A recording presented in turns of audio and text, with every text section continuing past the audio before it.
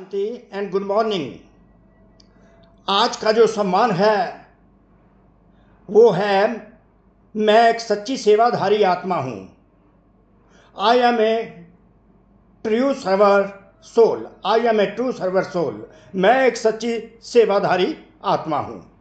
तो सच्ची सेवाधारी आत्मा हूँ, ये सच्ची सेवाधारी आत्मा कौन सी होती है और सच्ची सेवाधारी आत्मा बनने के लिए कौन सी विधि अपनानी चाहिए जिससे ये सिद्धि स्वतः प्राप्त हो जाए कि मैं एक सच्ची सेवाधारी आत्मा हूँ और ये कहलाऊं कि मैं एक सच्ची सेवाधारी आत्मा हूँ। इसकी विधि स्वयं परमपिता परमात्मा ब्रह्मा तन में आकर अव्यक्त रूप में हम व्यक्त बच्चों को जो विधि बताते हैं वो इस प्रकार है कि जैसे कि हम पहले तो ये जानते हैं कि आज जो मुरली अव्यक्त मुरली चली बाबा की, उसमें बाबा ने जो बहुत ही ज़्यादा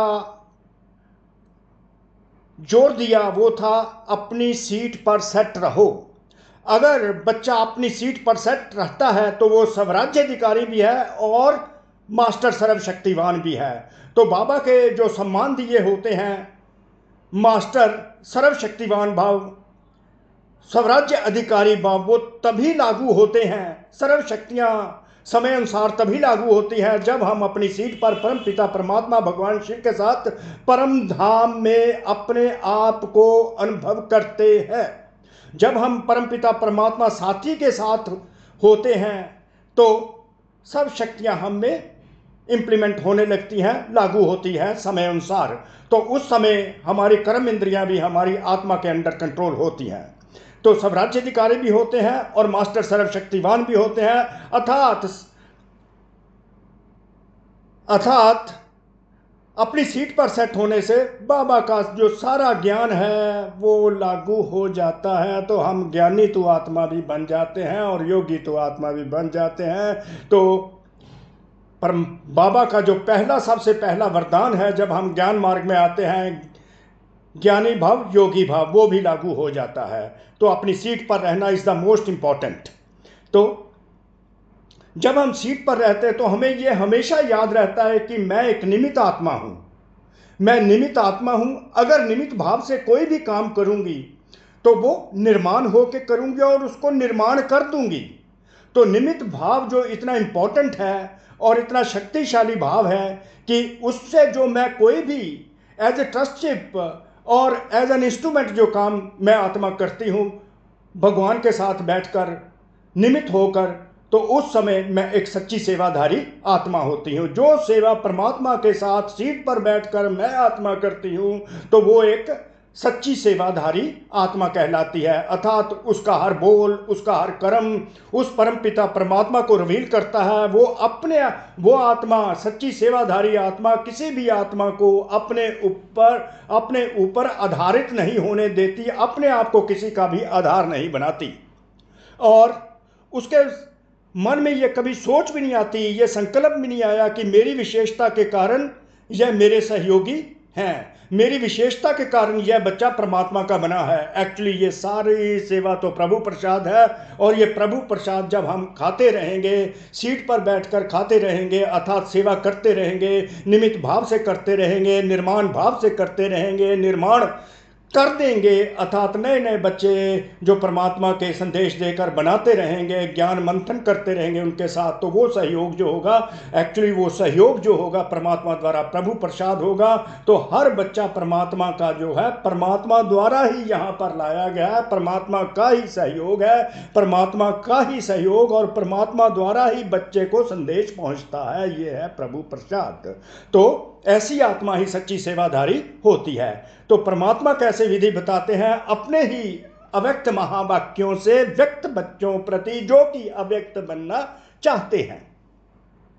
तो आज का वरदान जैसे है अपने हर कर्म व विशेषता द्वारा दाता की तरफ इशारा करने वाले सच्चे सेवाधारी भव, सच्चे सेवाधारी भव, यह है वरदान।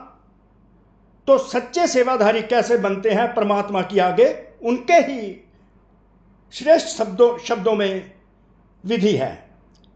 सच्चे सेवाधारी किसी भी आत्मा को सहयोग देकर अपने में अटकाएंगे नहीं, अपने पर आधारित नहीं करेंगे। सच्चे सेवाधारी आत्मा जो इंस्ट्रूमेंटल सोल होगी, निमित्त आत्मा होगी, वो किसी भी आत्मा को अपने में अटकाएगी नहीं, अर्थात अपने आप को उसका आधार नहीं बनाएगी। वो आत्मा किसी भी आत्मा को अपने ऊपर डिपेंड नहीं होने देगी। वह सबका कनेक्शन एक परमपिता परमात्मा भगवान शिव, जिसको हम बाप से कहते हैं, उनसे ही निमित्त आत्मा उनका कनेक्शन करवाएगी। उनका हर बोल बाप की स्मृति दिलाने वाला होगा। तो ऐसी निमित्त आत्मा का हर बोल जो है वो परमात्मा की स्मृति दिलाएगा, भगवान शिव की स्मृति दिलाएगा। उनके हर कर्म में बाप दिखाई देगा। जो भी वो कर्म करेंगे, जो भी उनकी एक्टिविटी होगी, उनकी एक्टिविटी से परमपिता परमात्मा भगवान शिव भोलेनाथ रिवील होता रहेगा। उन्हें यह संकल्प भी नहीं आएगा कि मेरी विशेषता के कारण यह मेरे सहयोगी हैं, अर्थात वो परमात्मा के बने हैं। यदि आपको देखा, बाप को नहीं देखा, परमात्मा शिव को नहीं देखा, तो यह सेवा नहीं की, वह परमात्मा को भुलाया। हर हर भोलेनाथ शिव महाकाल को भुलाया। तो अपने हर एक्शन से एज एन इंस्ट्रूमेंटल सोल, अपने हर बोल से उस परमपिता परमात्मा को ही रिवील करना है। अपने आप पर किसी को आधार नहीं, अपने आप को किसी का भी आधार नहीं बनाना है, किसी को अपने ऊपर आधारित नहीं करना, अपने ऊपर डिपेंड नहीं करना। परमपिता परमात्मा के साथ उनका संबंध जोड़ देना है, जिससे वो परमपिता परमात्मा को याद करते रहें और अपना वर्षा अति इंद्रिय सुख का प्राप्त करते रहें। तो सच्चे सेवाधारी जो आत्मा होगी वो सत्य की तरफ सबका संबंध जोड़ेगी, स्वयं से नहीं। तो ये निशानियां होगी सच्ची सेवाधारी आत्मा सत्य परमात्मा शिव की तरफ जो ट्रुथ है उसकी तरफ ही सारे रिलेशन जोड़ेगी, स्वयं से अपना ऐसे जोड़ेगी नहीं, सहयोग करती रहेगी एज एन इंस्ट्रूमेंटल सोल। और ऐसी आत्मा ही स्वतः सच्ची सेवाधारी बन जाती है, अर्थात कहलाती है।